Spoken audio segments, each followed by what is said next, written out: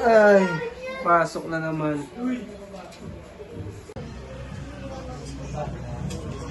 Magandang hapon, klase. Maaari niyo nang ilabas ang inyong mga notebook at ballpen para sa pagsusulat ng mga importanteng detalye na ilalahad ko sa aking paksa.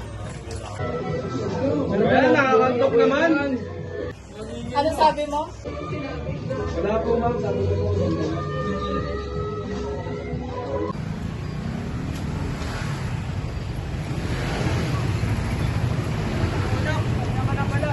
Tulungan mo na ako.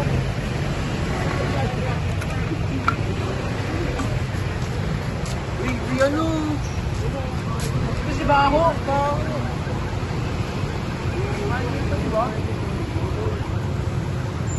Last week natin yun, di ba? Oo.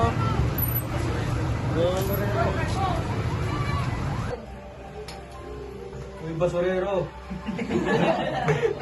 Doon basurero. Bakit? Hindi pa malagay. Hindi basurero. Nakita ko nga nanay mo, namumulot ng basura eh. Pares pa kayo ng amoy.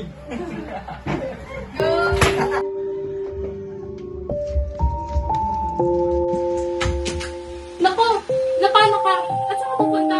Uwi na po ako, ma'am. Kaya wala po mag-aaral. Michael, kung hindi ka mag-aaral, paano na lang ang mga magulang mo na umaasa sa'yo? Ma'am, ba't ganito po kahirap ang buhay?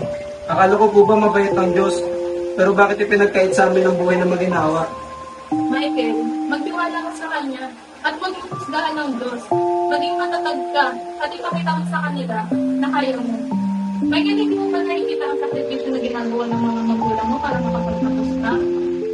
Huwag mong hayaan na kainin ka ng galit at hiya nang dahil lang sa kung anong trabaho ang meron sa kanila. Ipakita mo sa kanila na kaya mo.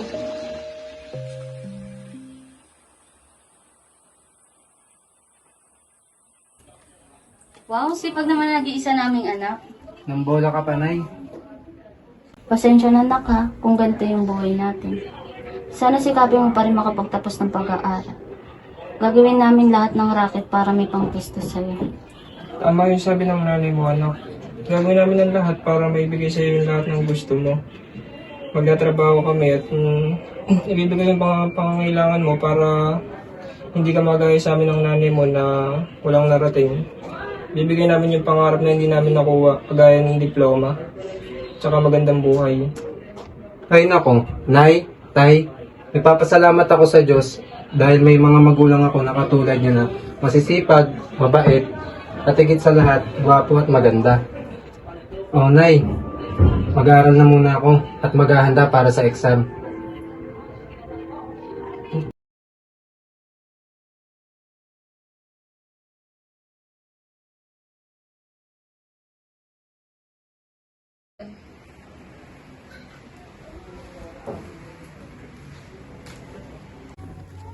So ngayon, i-announce ko kung sino ang pumasa sa scholar ng bayan. Michael, pumasa ka. Yes.